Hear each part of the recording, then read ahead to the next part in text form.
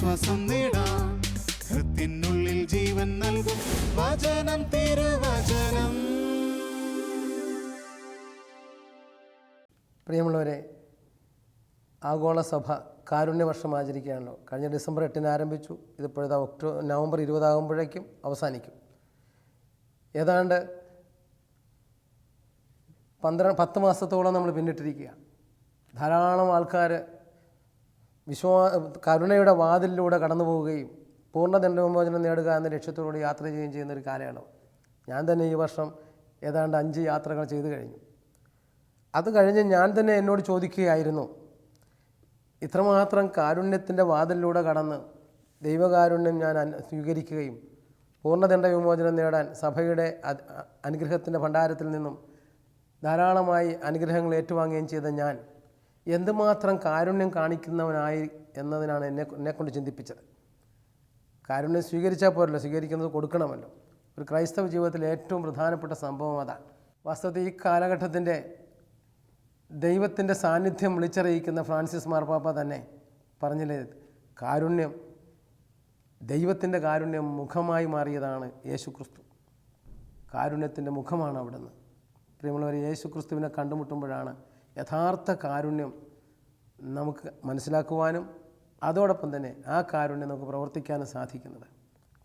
ദൈവത്തിൻ്റെ കാരുണ്യം ക്ലൈമാക്സ് നമ്മൾ കാണുന്നത് ഇവിടെയാണ്. ഉൽപ്പത്തി പുസ്തകത്തിലെ പാപം ചെയ്ത് ദൈവതേജസ്സിന് അനർഹരായ മനുഷ്യർ പറുദീസ നഷ്ടപ്പെട്ടു, ദൈവമക്കളെന്ന പദവി പോയി. എന്തിനധികം തന്നെ തിരിച്ചറിയുവാനോ അതിനേക്കാൾ ഉപരി അവരനെ അറിയുവാനോ ദൈവത്തെ അറിയുവാനോ ഉള്ള കഴിവ് നഷ്ടപ്പെട്ട മനുഷ്യൻ്റെ ഏറ്റവും ബലഹീനത നിറഞ്ഞ അവസ്ഥയിലേക്ക് തമ്പുരാൻ കടന്നു വരുന്നത് യേശുക്രിസ്തുവിലൂടെയാണല്ലോ. പാപത്തിൻ്റെ പരിണിത ഫലമായി നമുക്ക് വന്ന മൂല്യച്യുതികൾ എന്തൊക്കെയാണ്?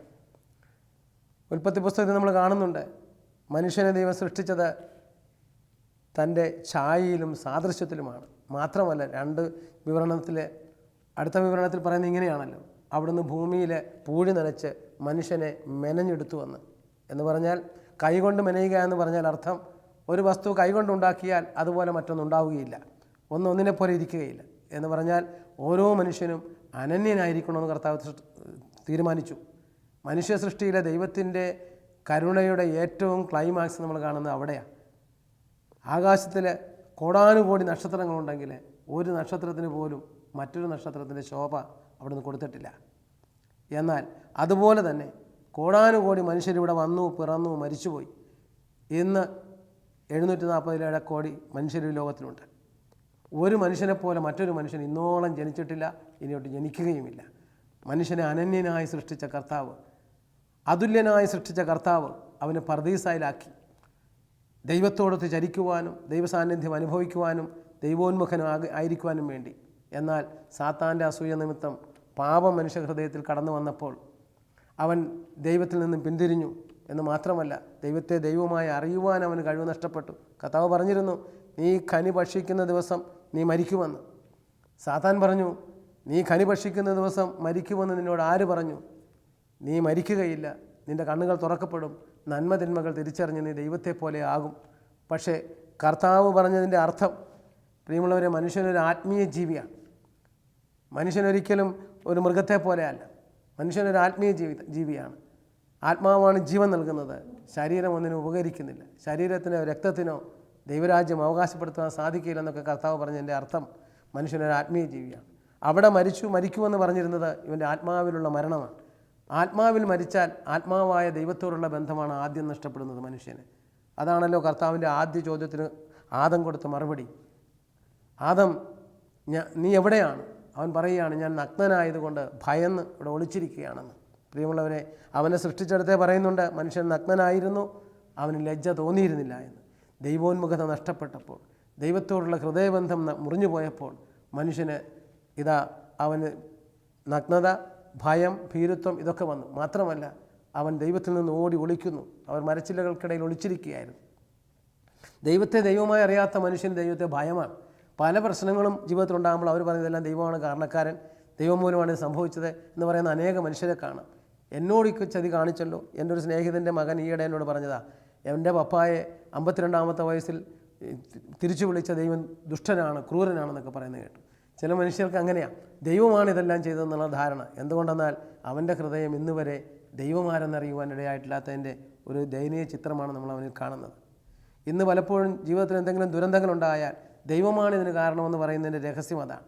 ദൈവത്തിൻ്റെ കരുണ അവനെ എങ്ങനെ താങ്ങുന്നു എന്ന് അവന് കാണാൻ സാധിക്കാത്തത് കൊണ്ടാണ്. ഞാനീ പറഞ്ഞു വരുന്നത്, അവൻ ഉൽപ്പത്തി പുസ്തകത്തിൽ നമ്മൾ കാണുന്നു, അവരുടെ കണ്ണുകൾ തുറക്കപ്പെട്ടു, തിന്മകൾ തിരിച്ചറിഞ്ഞു, ആ കണ്ണിന് കൗതുകകരവും അറിവേകുവാൻ അഭികാമ്യവുമാണെന്ന് കണ്ട് അവർ പറിച്ചു ഭക്ഷിച്ചു, ഭർത്താവിനും കൊടുത്തു. പ്രിയമുള്ളവരെ, കർത്താവിൻ്റെ ചോദ്യത്തിന് അവൻ മറുപടി പറഞ്ഞത് ഇതാണ്: ഞാൻ നഗ്നനായതുകൊണ്ട് ഭയന്ന് ഇവിടെ ഇരിക്കുകയാണ്. അന്ന് മുതൽ ഇന്ന് വരെ ആരെല്ലാം പാപത്തിൻ്റെ ബന്ധനത്തിലായിരിക്കുന്നുവോ, നമ്മൾ ചെയ്ത പാപത്തേക്കാൾ വലുതാണ് ആദ്യ പാപം. അതായത് യോഹന്നാൻ സ്ലീഹ പറഞ്ഞില്ലേ, അണലി സന്തതികളെ വരാൻ പോകുന്ന ദൈവകോപത്തിൽ നിന്ന് ഓടിയകലുവാൻ. അണലി സന്തതിയുടെ പ്രത്യേകത എന്താണ്? എത്ര കുഞ്ഞാണെങ്കിലും അവന് വിഷമുണ്ടായിരിക്കും. ഇതുപോലെ മനുഷ്യമക്കൾ എത്ര ഇന്ന് പിറന്നു വീഴുന്ന കുഞ്ഞിനും ഉത്ഭവഭാവം എന്ന് പറയുന്ന വലിയ വിഷം അവനിലുണ്ട്. ആദത്തിൻ്റെ പാപം ഇത് കൈമാറി കിട്ടിയ പാപമാണ്. ഈ പാപം മനുഷ്യനെ ദൈവത്തിൽ നിന്ന് അകറ്റി. രണ്ടാമത് അവനിൽ തന്നെ ഇല്ലായ്മ കാണാൻ തുടങ്ങി. മൂന്നാമത് കർത്താവ് ചോദിച്ചു, ആദം, ഞാൻ തിന്നരുതെന്ന് പറഞ്ഞ കനി തിന്നോ? പ്രിയമുള്ളവരെ, അവൻ പറയുകയാണ്, അങ്ങ് എനിക്ക് കൂട്ടിന് തന്ന സ്ത്രീ. നേരത്തെ അവൻ പറഞ്ഞത്, എൻ്റെ അസ്ഥിയുടെ അസ്ഥിയും മാംസത്തിൻ്റെ മാംസവും നരലിൽ നിന്ന് എടുക്കപ്പെട്ടവളായതുകൊണ്ട് ഇവൾ നാരിയെന്ന് വിളിക്കപ്പെടും. ഇനി മുതൽ ഞങ്ങൾ രണ്ടല്ല ഒന്നാണെന്ന് പറഞ്ഞ പാർട്ടിയാണ്. ഇപ്പോൾ പറയുകയാണ് കൂട്ടിന് തന്ന സാധനം, ഇൻസ്ട്രുമെൻ്റൽ ലവ്, ഉപകരണ സദൃശമായ സ്നേഹം. അന്നു മുതൽ മനുഷ്യകുലത്തിലേക്ക് നോക്കിയാൽ മനുഷ്യൻ ദൈവത്തിൽ നിന്ന് ഇങ്ങനെയൊക്കെ അകന്നുപോയി ഈ ദുരന്തം അനുഭവിക്കുന്നെങ്കിലും ദൈവത്തിൻ്റെ കരുണയുടെ സ്നേഹം മനുഷ്യനെ വിട്ടുപിരിയാതെ പുറകെ നടക്കുകയാണ്, ഒരു വേട്ടപ്പെട്ടിയ കണക്ക്. നോക്കൂ, ഉൽപ്പത്തി പുസ്തകത്തിലെ അവർ ഈ പർദീസായ്ക്ക് വെളിയിലേക്ക് എറിയപ്പെട്ട നിമിഷത്തിൽ പോലും തങ്ങൾ നഗ്നരാണെന്നറിഞ്ഞ ഒരു അത്തിയിലകൾ കൊണ്ട് കൂട്ടിയിണക്കി വസ്ത്രങ്ങൾ ഉണ്ടാക്കുന്നുണ്ട്. ഈ വസ്ത്രം കരിഞ്ഞു പോകുന്നത് കാണുന്നത് ആരാ? ദൈവമാണ്. തമ്പുരാൻ അവർക്ക് തോലുകൊണ്ട് ഉടയാടയുണ്ടാക്കി കൊടുക്കുന്നു. ദൈവത്തിൻ്റെ കരുണയുടെ സ്നേഹം പാപിയായ പാപത്തിൻ്റെ പരിണിത ഫലമായി അതിനെ ഇല്ലായ്മയിലേക്ക് നോക്കിയ മനുഷ്യൻ്റെ ഇല്ലായ്മ മാറ്റിയെടുക്കുവാൻ അവന് വസ്ത്രമണിയിക്കുന്ന ദൈവം. ആദ്യ സഹോദരൻ കായേൻ, അവൻ ആബേലിനെ കൊന്നതിന് ശേഷം കർത്താവിതാ ചോദിച്ചു, കായേൻ, നിൻ്റെ സഹോദരൻ ആബേൽ എവിടെ? അവൻ പറയുകയാണ്, ഞാൻ അവൻ്റെ സൂക്ഷിപ്പുകാരനാണോ? സഹോദരനെ കൊന്ന് കുഴിച്ചുമൂടിയവൻ ഇപ്പോഴിതാ ദൈവത്തോട് മറുതലിക്കുന്നവൻ. കർത്താവ് പറഞ്ഞു, മകനെ, നിൻ്റെ സഹോദരൻ്റെ രക്തം കുടിച്ച ഭൂമി നിന്നോട് പ്രതികാരം ചെയ്യുവാനായി ഇതാ വാവിളർക്കുന്നു. നീ ഭൂമിയിൽ ശപിക്കപ്പെട്ടവനെ പോലെ ആയിരിക്കും. കർത്താവേ, ഇതെനിക്ക് വഹിക്കാവുന്നതിലേറെയാണ്. കാണുന്നവരെല്ലാം എന്നെ കല്ലെറിയും, കൊല്ലാൻ ശ്രമിക്കുമെന്നൊക്കെ പറഞ്ഞ് കരയുന്ന കായേൻ. കർത്താവ് പറഞ്ഞു, കായേനോട് പ്രതികാരം ചെയ്യുന്നവനോട് 7 ഇരട്ടിയായി ഞാൻ പ്രതികാരം ചെയ്യും. അന്നു മുതൽ കർത്താവ് കായേൻ ഒരു മുദ്ര പതിപ്പിച്ചു, കായൻ്റെ മേൽ ഒരു സംരക്ഷണ മുദ്ര. നോക്കൂ, കൊലയാളിയാണ്, ദൈവത്തോട് മറുതലിച്ചവനാണ്, എന്നിട്ടും അവനെ സംരക്ഷിക്കുന്ന ദൈവത്തിൻ്റെ സ്നേഹം. This is love of Mercy, കരുണയുടെ സ്നേഹം. പ്രിയമുള്ളവരെ, ബൈബിളിലുടനീളം നോക്കിയാൽ നമുക്ക് കാണാം, പുറപ്പാട് പുസ്തകത്തിലെ ജനങ്ങൾ എന്തോരം കാര്യങ്ങളാണ് കർത്താവിൽ നിന്ന് അനുഭവിച്ചത്. പാപം അവരുടെ ഹൃദയത്തിൽ കിടക്കുന്നത് മൂലം ഫറവോ വീട്ടിൽ വെച്ച് നടന്ന 10 അത്ഭുതങ്ങൾ കണ്ടിട്ടും ആ ജനത്തിന് ദൈവത്തെ വിശ്വസിക്കാൻ സാധിച്ചില്ല. മാത്രമല്ല, തങ്ങളുടെ നിലയറിയാൻ പറ്റിയില്ല, തങ്ങളുടെ വിലയറിയാൻ പറ്റിയില്ല. അവരെല്ലാത്തിനും പെറുപെറുത്തു ദൈവത്തോട്. എത്രയോ തവണ ചെങ്കടൽ കണ്ടപ്പോൾ പെറുപെറുത്ത ജനം, അപ്പത്തിന് വേണ്ടി കരഞ്ഞ ജനം, മാംസത്തിന് വേണ്ടി കരഞ്ഞ ജനം, മരുഭൂമിയിൽ കിടന്ന് വെള്ളത്തിന് വേണ്ടി കരഞ്ഞ ജനം, എല്ലാറ്റിനും ദൈവം ഉത്തരം കൊടുക്കുക മാത്രമാണോ? മേഘദീപത്തൂണായി പകലും അഗ്നിസ്തംഭമായി രാത്രിയും കൂടെ നടന്നെങ്കിലും പ്രിയമുള്ളവരെ, അവർക്ക് ആ ദൈവത്തിൻ്റെ കരുണ എന്തെന്ന് ഗ്രഹിക്കാൻ കഴിഞ്ഞില്ല എന്നാണ് മനസ്സിലാക്കുന്നത്. ഞാനിത് പറയുന്നത്, കാരുണ്യവർഷത്തിൽ നമ്മൾ നമ്മുടെ പൂർവികരെ ഓർക്കണം. ധാരാളം തീർത്ഥാടനം, മാർപ്പാപ്പയുടെ ഭാഷയിൽ പറഞ്ഞാൽ, മാർപ്പാപ്പ പറഞ്ഞു, ഈ വർഷം കാരുണ്യവർഷം പ്രമാണിച്ച് പലരും തന്നെ റിയാലിറ്റി ഷോകൾ നടത്താനുള്ള സാധ്യതയുണ്ടെന്ന്. എന്ന് പറഞ്ഞാൽ, പല വർഷങ്ങളും ആചരിക്കുമ്പോൾ നമ്മൾ വലിയ ഘോഷയാത്രകളും വലിയ പ്രോഗ്രാമുകളൊക്കെ വയ്ക്കും. പക്ഷേ മനുഷ്യൻ്റെ ജീവിതത്തെ സ്വാധീനിക്കുവാൻ തക്ക വിധം മനുഷ്യൻ ദൈവത്തിലേക്ക് തിരിയുന്നുണ്ടോ, അഥവാ ദൈവത്തിൻ്റെ കൃപ ഇവൻ എന്തെന്നറിഞ്ഞ് ദൈവത്തിനായി ജീവിക്കാൻ തുടങ്ങിയില്ല എങ്കിൽ ഇതെല്ലാം റിയാലിറ്റി ഷോ എന്നാണ് മാർപ്പാപ്പ പറഞ്ഞത്. അതായത് ചിലപ്പോൾ ചിലരൊക്കെ കാരുണ്യ പ്രവർത്തികൾ ചെയ്യുന്ന സഹോദരന്മാരുടെ ഇടയിലേക്കൊക്കെ പോയെന്ന് വരാം, അവരെ പോയി ആശ്വസിപ്പിച്ചെന്നൊക്കെ വരാം. പക്ഷേ അതൊക്കെ ഒരു വർഷത്തേക്ക്. കഴിഞ്ഞ ദിവസം ഒരു കൂട്ടായ്മയിലിരിക്കുമ്പോൾ ഒരു സഹോദരി പറഞ്ഞതാണ്, ഈ വരുന്ന നവംബർ 20 വരെ നമുക്ക് ഏതായാലും വരുന്ന കൂട്ടായ്മയുടെ വാർഷികം ആഘോഷിക്കുന്നത് വളരെ ലൈറ്റാക്കിക്കൊണ്ട് വല്ലവർക്കും ഭക്ഷണം കൊടുക്കാം. നവംബർ 20 വരെ കാരുണ്യവർഷമല്ലേ എന്ന് പറഞ്ഞാൽ, ആ സഹോദരിയെങ്കിലും കുറഞ്ഞ വർഷം മനസ്സിലാക്കി വെച്ചിരിക്കുന്നത് കാരുണ്യവർഷം എന്ന് പറയുന്നത് ഒരു വർഷം എന്തൊക്കെയോ കാട്ടിക്കൂട്ടാനുള്ളതാണെന്നാണ്. നമ്മളിപ്പോഴേ ഏതാണ്ട് 87 മുതൽ എത്രയോ വർഷങ്ങൾ ആചരിച്ചു. ഓരോ വർഷവും കഴിയുമ്പോൾ ഇതിങ്ങനെ ഒരു കാട്ടിക്കൂട്ടലായി മാറും. ഇത് മാറാതിരിക്കണമെങ്കിൽ പ്രിയമുള്ളവരെ, ദൈവത്തിൻ്റെ കൃപ നമ്മളിലേക്ക് കടന്നു വരണം. ദൈവത്തിൻ്റെ കരുണയുടെ സ്നേഹം പഴയ നിയമത്തിലുടനീളം നമുക്ക് കാണാം. ദൈവത്തിൻ്റെ കരുണയുടെ പ്രത്യേകത എന്താണെന്ന് പറഞ്ഞാൽ, ദൈവം മനുഷ്യനെ സ്നേഹിക്കുന്നത് വ്യവസ്ഥ വെച്ചല്ല, ഒരു വ്യവസ്ഥയുമില്ല. നിരുപാധികം സ്നേഹിക്കുന്ന ദൈവം മാത്രമല്ല, വ്യക്തിപരമായി ദൈവം സ്നേഹിക്കുന്നു, ഉപാധികളില്ലാതെ ദൈവം സ്നേഹിക്കുന്നു. ആ സ്നേഹത്തെ ഈ പുറപ്പാട് പുസ്തകത്തിൽ ദൈവം പലതവണ കാണിച്ചു കൊടുത്തു. അവരെ എത്ര മറുതലിച്ചിട്ടും ദൈവം യാതൊരു ഉപാധിയും വെക്കാതെ വീണ്ടും വീണ്ടും അനുഗ്രഹങ്ങൾ കൊടുത്തെങ്കിലും അത് തിരിച്ചറിയാത്ത ജനം. പിന്നീട് കർത്താവ് കാലത്തിൻ്റെ തികവിൽ നമ്മൾ കാണുന്നുണ്ട്, പ്രവാചകന്മാർ വഴി വിവിധ ഘട്ടങ്ങളിലും വിവിധ രീതികളിലും സംസാരിച്ചു. കണ്ടില്ലേ, ജെറമ്യാ വഴി പറഞ്ഞു, എഫ്രായിം നീ എൻ്റെ വത്സല പുത്രനല്ലേ, നീ എൻ്റെ ഓമന കുട്ടനല്ലേ, നിനക്ക് വിരോധമായി പെരുമാറുമ്പോഴെല്ലാം നിൻ്റെ സ്മരണ എന്നിൽ ഉദിക്കുന്നു, നിന്നോട് കരുണയുള്ള കർത്താവ് അരുളി ചെയ്യുന്നു, മകനെ എൻ്റെ ഹൃദയം നിനക്ക് വേണ്ടി തുടിക്കുന്നു. പ്രിയമുള്ളവരെ, പാപത്തിൻ്റെ പരിണതഫലമായി തകർന്നടിഞ്ഞ മനുഷ്യ സമൂഹം ദൈവത്തിൽ നിന്ന് അകന്നപ്പോഴും ദൈവം പറയുകയാണ്, അവർ ഭൂമിയിൽ ജീവിച്ചപ്പോൾ മറ്റു ജനതകൾ അവർക്കെതിരായി തിരിഞ്ഞു കാണുമായിരിക്കണം. ആ സാഹചര്യത്തിലാണ് കർത്താവ് പറയുന്നത്, എഫ്രായിം നീ എൻ്റെ വത്സല പുത്രനല്ലേ, ഇപ്പോഴും അവിടത്തേക്ക് നീ പുത്രനാണ്. ദൈവത്തോട് മറുതലിച്ച്, ജനങ്ങളോട് മറുതലിച്ച്, സ്വയം മറുതലിച്ച് ജീവിക്കുന്ന ജനത്തോടാണ് പറയുന്നത്, എഫ്രായിം നീ എൻ്റെ വത്സല പുത്രനല്ലേ, നീ എൻ്റെ ഓമന കുട്ടനല്ലേ, നിനക്ക് വിരോധമായി പെരുമാറുമ്പോഴെല്ലാം നിൻ്റെ സ്മരണ എന്നിൽ ഉദിക്കുന്നു, നിന്നോട് കരുണയുള്ള കർത്താവ് അരുളി ചെയ്യുന്നു, മകനെ എൻ്റെ ഹൃദയം നിനക്ക് വേണ്ടി തുടിക്കുന്നു. ഹൃദയത്തുടിപ്പോടെ സ്നേഹിക്കുന്നൊരു ദൈവത്തെക്കുറിച്ച് ജെറമ്യാ പറഞ്ഞു. എന്തിന്? ജെറമ്യാ പ്രവാചകൻ്റെ പുസ്തകം 31:20 ഇങ്ങനെ പറയുന്നതെങ്കിൽ 31:3 പറയുകയാണ്, എൻ്റെ സ്നേഹം അനന്തമാണ്, അത് അചഞ്ചലമാണ്. ദൈവത്തിൻ്റെ സ്നേഹം അചഞ്ചലമാണ്, മാറ്റമില്ലാത്ത സ്നേഹമാണ്, അനന്തമായ സ്നേഹമാണ്. ഇത് പറഞ്ഞ ജെറമ്യായെ അവർ പൊട്ടക്കിണറ്റിലെറിഞ്ഞു. എന്തിനധികം യെശയ്യാ പ്രവാചകൻ വന്നിട്ട് പറഞ്ഞു, ഗർഭത്തിലും അതിനുശേഷവും ഞാൻ വഹിച്ച യാക്കോബ് ഭവനമേ, ഇപ്പോഴും ഞാൻ നിന്നെ വഹിക്കുന്നു, നിനക്ക് നര ബാധിക്കുമ്പോഴും ഞാൻ നിന്നെ ചുമലിലേറ്റി കൊണ്ടു നടക്കും, ഞാൻ നിൻ്റെ വാർദ്ധക്യം വരെ ഞാൻ ഇത് ചെയ്യും എന്ന് പറഞ്ഞിട്ടും അവർക്ക് മനസ്സിലായില്ല. വീണ്ടും നമ്മൾ കാണുന്നു, യെശയ്യാ 46:3 ഇത് കാണുന്നത്.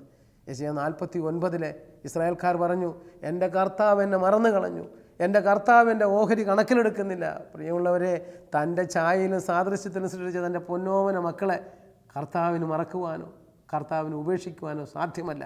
അതുകൊണ്ട് തന്നെ പ്രവാചകൻ വഴി പറഞ്ഞു, മുല കുടിക്കുന്ന കുഞ്ഞിനെ പെറ്റമ്മയ്ക്ക് മറക്കാൻ ഒക്കുമോ? അവൾ മറന്നാലും ഞാൻ നിന്നെ മറക്കുകയില്ല. പ്രിയമുള്ളവരെ, ആ കർത്താവ് പറയുകയാണ്, നിന്നെ ഞാൻ എൻ്റെ ഉള്ളം കയ്യിൽ രേഖപ്പെടുത്തിയിരിക്കുന്നു. കർത്താവിൻ്റെ കരുണയുടെ സ്നേഹം വ്യവസ്ഥയില്ലാത്ത, അൺകണ്ടീഷണൽ ലവ്, അതായത് ദൈവം നമ്മളെ സ്നേഹിക്കുന്നത് യാതൊരു ഉപാധിയുമില്ലാതെ, വ്യവസ്ഥയില്ലാതെ, വ്യക്തിപരമായി നമ്മളെ സ്നേഹിക്കുന്നു എന്ന് കർത്താവ് പറയുകയാണ്. ഇത് കുറച്ചുകൂടെ വ്യക്തമാകുന്ന രീതിയിൽ യെശയ്യാ 43:1 മുതലുള്ള വാക്യങ്ങളിൽ അവിടുന്ന് പറഞ്ഞു, യാക്കോബേ നിന്നെ സൃഷ്ടിക്കുകയും ഇസ്രായേലെ നിന്നെ രൂപപ്പെടുത്തുകയും ചെയ്ത കർത്താവ് അരുളി ചെയ്യുന്നു, നീ ഭയപ്പെടേണ്ട, നിന്നെ ഞാൻ പേര് ചൊല്ലി വിളിച്ചിരിക്കുന്നു. വീണ്ടും അവിടുന്ന് പറഞ്ഞു, നീ അഗ്നിയിലൂടെ നടന്നാൽ ജ്വാല നിന്നെ ദഹിപ്പിക്കുകയില്ല, നീ നദികൾ കടക്കുമ്പോൾ വെള്ളം നിന്നെ മുക്കിക്കളയുകയില്ല, സമുദ്രത്തിലൂടെ കടന്നു പോകുമ്പോൾ ജലം നിൻ്റെ മേൽ ഒഴുകുകയില്ല, നിനക്ക് പകരം ഞാൻ എത്തിയപ്പോഴും സേഫായി നൽകും, നീ എനിക്ക് ബഹുമാനീയനാണ്, നീ എനിക്ക് പ്രിയങ്കരനാണ്, നീ എനിക്ക് വിലപ്പെട്ടവനാണ്. പ്രിയമുള്ളവരെ, ഇസ്രായേൽ ജനത്തോട് അത് വിളിച്ചു പറഞ്ഞെങ്കിലും അവർക്കത് മനസ്സിലായില്ല. പലർക്കും, നമ്മുടെ പൂർവികർക്കത് മനസ്സിലായില്ല. എന്തെന്നാൽ ദൈവത്തിൻ്റെ കരുണയ്ക്കെതിരെ മുഖം തിരിച്ചു നിൽക്കുന്ന ഒരു ജനതയെയാണ് നമ്മൾ പഴയ നിയമത്തിൽ പലപ്പോഴും കാണുന്നത്. എന്നാൽ ചില വ്യക്തികൾക്ക് മാത്രം ദൈവത്തിലേക്ക് തിരിയുന്നുണ്ട്. അത് നമുക്ക് പിന്നീട് കണ്ടെത്താം. പുതിയ നിയമത്തിലേക്ക് വരുമ്പോഴേ, പുതിയ നിയമത്തിൽ നമ്മൾ കാണുന്നത് ദൈവത്തിൻ്റെ സ്നേഹം മാംസം ധരിച്ചു വന്നവനായ യേശു ക്രിസ്തുവിനെയാണ്. കർത്താവ് തൻ്റെ സ്നേഹത്തിൻ്റെ കരുണയുടെ പാശം എല്ലാവർക്കും നീട്ടിക്കൊടുത്തു. തൻ്റെ പക്കൽ ആരെല്ലാം മനം തകർന്നവരെ ചെന്നുവോ, ആരെല്ലാം രോഗികളായി ചെന്നുവോ, സകലരെയും അവിടുന്ന് സൗഖ്യപ്പെടുത്തി. ദൈവത്തിൻ്റെ കരുണ മാംസം ധരിച്ചു വന്ന യേശു രോഗശാന്തിയും അത്ഭുതങ്ങളും അടയാളങ്ങളും മാത്രമല്ല, ഈ ജനത്തോട് എനിക്ക് അനുകമ്പ തോന്നുന്നു എന്ന് പറഞ്ഞ കർത്താവ് അവരുടെ വിശപ്പ് കണ്ട് അവർക്ക് ഭക്ഷണം വരെ കൊടുത്തു. 5 അപ്പം പങ്കിട്ട് 5000 പേർക്ക് കൊടുത്തു. എന്തിനധികം തൻ്റെ കാരുണ്യത്തിൻ്റെ മുഖം ദൈവം പ്രായോഗിക ജീവിതത്തിൽ കാണിച്ചു കൊടുത്തു. അന്നത്തെ മതനേതാക്കന്മാർക്കോ അല്ലെങ്കിൽ അന്നത്തെ ഫരിസേയർക്കോ നിയമജ്ഞർക്കോ ഒട്ടും മനസ്സിലാകാത്തൊരു കാര്യം എന്തെന്നാൽ, അന്ന് നിലവിലിരുന്ന നിയമം പാപി പള്ളിക്ക് വെളിയിരുന്നാണ്. എന്നാൽ യേശുവിനെ സംബന്ധിച്ചിടത്തോളം ദൈവത്തിൻ്റെ കാരുണ്യം അതല്ല. അവൻ പാപിയെ തേടി വന്നവനാണ്, അവൻ പാപിയെ സ്നേഹിക്കുന്നവനാണ്. മാത്രമല്ല, അബ്രഹാമിൻ്റെ നഷ്ടപ്പെട്ടു പോയ മക്കളെ അന്വേഷിച്ചു വന്നവനാണ്. 99 നീതിമാന്മാരെക്കാൾ എന്നതിനേക്കാൾ അധികമായി ഒരു അനുതപിക്കുന്ന പാപിയെക്കുറിച്ച് സ്വർഗം സന്തോഷിക്കുമെന്ന് പറഞ്ഞ കർത്താവിൻ്റെ ആ കാരുണ്യത്തിൻ്റെ സ്നേഹം അന്നത്തെ നിയമജ്ഞർക്കോ പരിസയർക്കോ അത് മനസ്സിലാക്കാൻ സാധിച്ചില്ല. എന്തിനധികം പ്രായോഗിക ജീവിതത്തിൽ കർത്താവ് പലതവണ കാണിച്ചു കൊടുത്തു. ഇസ്രായേൽക്കാരെ സംബന്ധിച്ചിടത്തോളം ഒരു കാരണവശാലും വഴി പോലും യാത്ര ചെയ്തില്ല സമരിയായിലൂടെ. ആ സമരിയ ദേശത്ത് ഒരാൾ ജനിക്കുക എന്ന് പറഞ്ഞാൽ ജനനം കൊണ്ട് തന്നെ മുഖം നഷ്ടപ്പെട്ടു എന്നതിൻ്റെ അർത്ഥം. സമരിയായിലെ പെൺകുട്ടി ജനനം കൊണ്ട് മുഖം നഷ്ടപ്പെട്ടവരുടെ പ്രതീകമാണ്. അവളിതാ ഉച്ചയ്ക്ക്, കാരണം മുഖം കാണിക്കാൻ പറ്റില്ല ആൾക്കാരെ, കാരണം ജീവിതം കൊണ്ട് മുഖം നഷ്ടപ്പെട്ടവളാണ്. 5 ഭർത്താക്കന്മാരുണ്ടായിരുന്നു, ഇപ്പോഴുള്ളവനും അവളുടെ ഭർത്താവല്ല. അവളാണ് നട്ടുച്ചയ്ക്ക് ഇതാ വെള്ളം കോരാൻ വരുന്നത്. ആ കിണറിൻ്റെ പക്കത്തേക്ക് ഈശോ ചെന്നിരിക്കുന്നു, അവളോട് സംഭാഷിക്കുന്നു. എനിക്ക് ദാഹിക്കുന്നു എന്ന് പറഞ്ഞപ്പോഴേ അവൾ പറഞ്ഞു, നീ ശുദ്ധ യഹൂദനായിരിക്കെ എന്നോട് വെള്ളം ചോദിക്കുകയോ? യഹൂദനും നമ്മളും തമ്മിലൊരു സംസർഗം ഇല്ലല്ലോ എന്നൊക്കെ അവൾ പറയുന്നു. വാസ്തവത്തിൽ ഞാൻ ഓർക്കുകയാണ്, നമ്മുടെ കുമാരനാശാൻ ചണ്ടാല ഭിക്ഷുക എഴുതിയത് ഒരുപക്ഷേ യോഹന്നാൻ്റെ സുവിശേഷം 4-ാം അധ്യായത്തിലെ യേശുവും സമരിയാക്കാരിയും തമ്മിലുള്ള സംവാദം അദ്ദേഹത്തിന് എഴുതാൻ കാരണമായിട്ടുണ്ടോ എന്ന് എനിക്ക് സംശയമുണ്ട്. കാരണം അദ്ദേഹം പറഞ്ഞുവല്ലോ, ദാഹിക്കുന്നു ഭഗിനീ കൃപാരസമ്മോഹനം കുളിർ തണ്ണീരിദാശുനി ഓമലേ ദരുതല്ലെന്നത് കേട്ടൊരാ മനോഹരി അമ്പരന്നോതിനാൾ അല്ലല്ലെന്ത് കഥ ഇത് കഷ്ടമേ അല്ലലാലങ്ങുന്നു ജാതി മറന്നിതോ നീചനാരിതൻ കയ്യാൽ ജലം വാങ്ങി യാചമിക്കുമോ ചൊല്ലേഴുമാര്യന്മാർ കോപമേലരുതേ ജലം തന്നാലും പാപമുണ്ടാം ഇവളൊരു ചണ്ടാലി. വാസ്തവത്തിൽ ആ ബുദ്ധഭിക്ഷുവും ചണ്ടാല സ്ത്രീയും തമ്മിലുള്ള സംഭാഷണം ഇത് തന്നെയല്ലേ അവിടെ കാണുന്നത്. ഈ സംഭാഷണത്തിന് നടുവിൽ അവൾക്ക് മുഖം കിട്ടുകയാണ്. കാരണം കർത്താവ് അവളോട് പറഞ്ഞു, മകളെ, ഞാൻ തരുന്ന ജലം കുടിച്ചാൽ നിനക്ക് ഒരു നാളും ദാഹിക്കുകയില്ല, നിത്യജീവൻ്റെ ജലം കൊടുക്കാമെന്ന് പറഞ്ഞപ്പോൾ അവൾ പറഞ്ഞു, എനിക്ക് എപ്പോഴും വെള്ളം കോരാൻ വരണ്ടല്ലോ തന്നേക്കാൻ. അങ്ങനെയാണ് ഭർത്താവിനെ കൂട്ടിക്കൊണ്ടുവരാൻ പറയുന്നതും ഭർത്താവ് ഇല്ലെന്ന് പറഞ്ഞതും ഒക്കെ. അവസാനം അവൾ പറഞ്ഞു, മിശിഹ വരുമെന്ന് പറഞ്ഞു കേട്ടിട്ടുണ്ട്. കർത്താവ് പറഞ്ഞു, നിന്നോട് സംസാരിക്കുന്ന ഞാൻ തന്നെയാണ് ആ മിശിഹ. അവൾ യേശുവിൽ കരുണയുടെ മുഖം കണ്ടെത്തി. തന്നോട് ഇത്രയും നേരം സംഭാഷിച്ച് മകളെന്ന് വിളിച്ചവൾ, സഹോദരിയെന്ന് വിളിച്ചവൻ, അവൾ ഇത്ര വലിയൊരു ജ്ഞാനിയായ മനുഷ്യൻ, അല്ലെങ്കിൽ അന്നത്തെ കാലത്ത് ഇത്രമാത്രം ഒരു ആത്മീയ മനുഷ്യൻ എന്നെ അങ്ങനെ വിളിച്ചു. അതോടുകൂടി അവൾ മുഖം കണ്ടെത്തി, പട്ടണത്തിലേക്ക് ഓടി, പട്ടണവാസികളെയും കൂട്ടി ഇവിടെ വന്നു. പ്രിയമുള്ളവരെ, മുഖം നഷ്ടപ്പെട്ടവർക്ക് മുഖം കൊടുക്കുന്ന സ്നേഹം യേശുവിൻ്റെ കാരുണ്യത്തിൻ്റെ മുഖമാണ്. എന്തിനധികം സഖ്യേവൂസ്, അവൻ ചുങ്കക്കാരനാണ്. അവൻ മരത്തിൻ്റെ മുകളിൽ കയറി ഒളിച്ചിരിക്കുകയാണ്. കാരണം അന്നത്തെ നിയമം അനുസരിച്ച് ഒരു ചുങ്കക്കാരന് പരസ്യമായി ജനമധ്യത്തിലേക്ക് വന്നാൽ ജനം വെറുക്കുമെന്ന് അവനറിയാം. ഇനി ഒരു ദൈവമനുഷ്യനാണെങ്കിൽ ഒരിക്കലും അവനെ അഭിമുഖീകരിക്കാൻ പാടില്ലെന്നാണ് യഹൂദന്മാർ മനസ്സിലാക്കി വച്ചിരിക്കുന്നത്. കാരണം വിശുദ്ധർക്ക് മാത്രമേ അങ്ങനെയുള്ളവരെ സമീപിക്കാവൂ. ആ ഒരു സാമൂഹ്യ പശ്ചാത്തലത്തിൽ അവൻ കയറി മരത്തിൻ്റെ മുകളിൽ ഒളിച്ചിരിക്കുമ്പോൾ യാത്ര അതിലേ തന്നെയാക്കുന്ന ദൈവത്തിൻ്റെ കാരുണ്യത്തിൻ്റെ സ്നേഹത്തിൻ്റെ മുഖമാണ് നമ്മൾ കാണുന്നത് യേശുവിൽ. കർത്താവ് അവിടെ നിന്ന് വിളിച്ചു, സഖ്യേവൂസ്, നീ വേഗം ഇറങ്ങി വരിക. അവൻ തിടുക്കത്തിൽ ഇറങ്ങി വന്നു. ഈ ഭാഗം ധ്യാനിക്കുമ്പോൾ പലപ്പോഴും എനിക്ക് തോന്നാനുള്ളൊരു കാര്യമുണ്ട്, എന്തുകൊണ്ടാണ് സഖ്യേവൂസ് ഈ തിടുക്കത്തിൽ ഇറങ്ങി വരാൻ കാരണം? സഖ്യേവൂസ് അവിടെ ഇരുന്ന് സഖ്യേവൂസ് എന്ന് വിളി കേട്ടപ്പോഴേ തന്നെ അവൻ കണ്ടു. സഖ്യേവൂസ് എന്ന് വിളി കേട്ടപ്പോഴേ തന്നെ അവൻ കണ്ടു താഴെ നിൽക്കുന്നത് തന്നെക്കാളും കുഴതെറ്റിയ ഒരു ചുങ്കക്കാരൻ, ലേവി എന്നാണ് അവൻ്റെ പേര്. അവനിപ്പോൾ മത്തായി എന്ന ശിഷ്യനായി യേശുവിനോട് കൂടി നിൽക്കുന്നു. അപ്പുറത്തേക്ക് നോക്കിയപ്പോൾ കണ്ടു തീവ്രവാദി ശിമയോൻ, അവൻ നിൽക്കുന്നു അവിടെ. ഇപ്പുറത്തേക്ക് നോക്കിയപ്പോൾ ഇതാ ഇടിമുഴക്കത്തിൻ്റെ പുത്രന്മാർ, അവർ രണ്ടുപേരും അവിടെ നിൽക്കുന്നു. അപ്പുറത്ത് സമരിയാക്കാരി, ഇപ്പുറത്ത് മഗ്ദലന മറിയം. നാട്ടിലെ സകലവിധ പാപികളും ഇവനോട് കൂടിയുണ്ട്. പാപികളെ സ്വീകരിക്കുന്നൊരു ദൈവം, പാപികളെ സ്നേഹിക്കുന്നൊരു ദൈവം ഇതാ പറയുന്നു. അവൻ എന്ന് പറഞ്ഞ് താഴെ ഇറങ്ങി. അവൻ താഴെ വന്നതേ കർത്താവിനോട് പറഞ്ഞു. കർത്താവ് പറഞ്ഞു, നിൻ്റെ വീട്ടിലാണ് ഞാൻ ഭക്ഷണം കഴിക്കുന്നത്. അതവൻ്റെ ഹൃദയത്തെ ഭേദിച്ചു. പ്രിയമുള്ളവരെ, ദൈവത്തിൻ്റെ കാരുണ്യം അവൻ്റെ ഹൃദയത്തിലേക്ക് കവിഞ്ഞൊഴുകിയപ്പോൾ അവൻ മനസ്സിലാക്കി ദൈവത്തെ കിട്ടുന്നതാണ്, ദൈവത്തിൽ ആയിരിക്കുന്നതാണ് ഏറ്റവും വലുതെന്ന്. അവൻ പറഞ്ഞു, കർത്താവേ, ഞാൻ ആരുടെയെങ്കിലും വഞ്ചിച്ചെടുത്തെങ്കിൽ 3 ഇരട്ടി 4 ഇരട്ടിയായി ഇതാ കൊടുക്കുന്നു, എൻ്റെ സ്വത്തിൽ പകുതി പാവങ്ങൾക്ക് കൊടുക്കുന്നു. പ്രിയമുള്ളവരെ, സഖ്യേവൂസിന് കിട്ടിയതെന്താ? ദൈവത്തിൻ്റെ കരുണ അനുഭവിച്ചത്. അവൻ ദൈവത്തിൻ്റെ സ്നേഹം ഇതാ മനുഷ്യരിലേക്ക് കൊടുക്കാൻ തുടങ്ങിയ കരുണ. സഖ്യേവൂസ് എന്ന മനുഷ്യനൊരു മാനസാന്തരം ഉണ്ടായത് എത്രയോ പേർക്ക് ഉപകാരമായി. പ്രിയമുള്ളവരെ, നമ്മുടെയൊക്കെ ജീവിതത്തിലും ദൈവത്തിൻ്റെ കരുണയുടെ മുഖം കണ്ടെത്തണം. എഫെസ്യോസ് ലേഖനം 2-ാം അധ്യായത്തിൽ ഇങ്ങനെ പറയുന്നു, നാം പാപികളായിരുന്നിട്ടും കരുണാസമ്പന്നനായ ദൈവം നമ്മോട് കാണിച്ച മഹത്തായ സ്നേഹത്താൽ ക്രിസ്തുവിനോടുകൂടി ജീവിപ്പിച്ചു. കൃപയാൽ നമ്മൾ രക്ഷിക്കപ്പെട്ടു. അവനോടുകൂടി ഉയർപ്പിച്ച് സ്വർഗത്തിലിരുത്തി. സ്വർഗത്തിൽ നിന്നും തൻ്റെ പുത്രനെ ഭൂമിയിലേക്ക് എറിഞ്ഞ പിതാവിൻ്റെ കരുണയുടെ സ്നേഹം അവനെ സ്വീകരിച്ചവർക്കൊക്കെ സ്വർഗത്തിൽ അവനോടൊപ്പം ഇരിക്കാനുള്ള സ്ഥാനം കൊടുത്തതാണ് അവൻ്റെ ഏറ്റവും വലിയ ഔന്നത്യം. പ്രിയമുള്ളവരെ, അത് സ്വീകരിക്കുവാൻ നമ്മളെ നമ്മളെ തന്നെ നമുക്ക് സമർപ്പിക്കാം. നമുക്കൊന്ന് ഒരു നിമിഷം ഒന്ന് പ്രാർത്ഥിക്കാം. കർത്താവേ, ആ പുത്രൻ്റെ സ്നേഹം അവിടുന്ന് ദൈവത്തോട് സമനായിരുന്നിട്ടും ദൈവത്തോടുള്ള സമാനത മുറുകെ പിടിക്കേണ്ട കാര്യമായി പരിഗണിക്കാതെ തന്നെ താഴ്ത്തി ആകൃതിയിൽ ദാസൻ്റെ രൂപം സ്വീകരിച്ച് മനുഷ്യനെ പോലെ ആയിത്തീർന്നു. കർത്താവേ, അതുകൊണ്ട് തന്നെ അവനെ അവിടുന്ന് അത്യധികം ഉയർത്തിയല്ലോ. കർത്താവെ, അങ്ങയെ സ്വീകരിച്ചുകൊണ്ട് അങ്ങയിൽ വിശ്വസിച്ചുകൊണ്ട് ദൈവമക്കളുടെ പദവിയിലേക്ക് ഉയരുവാൻ ഞങ്ങളെ അനുഗ്രഹിക്കണമേ. അങ്ങ് പറഞ്ഞുവല്ലോ, സുവിശേഷത്തിലൂടെ അങ്ങ് പറഞ്ഞുവല്ലോ, അവനെ സ്വീകരിക്കുന്നവർക്ക്, അവൻ്റെ നാമത്തിൽ വിശ്വസിക്കുന്നവർക്ക് ദൈവമക്കളാകാൻ കഴിവ് നൽകുന്നുവെന്ന്. ഗലാത്യ ലേഖനത്തിൽ അങ്ങ് പറഞ്ഞുവല്ലോ, യേശുക്രിസ്തുവിലുള്ള വിശ്വാസം വഴി നിങ്ങൾ ദൈവമക്കളാണെന്ന്.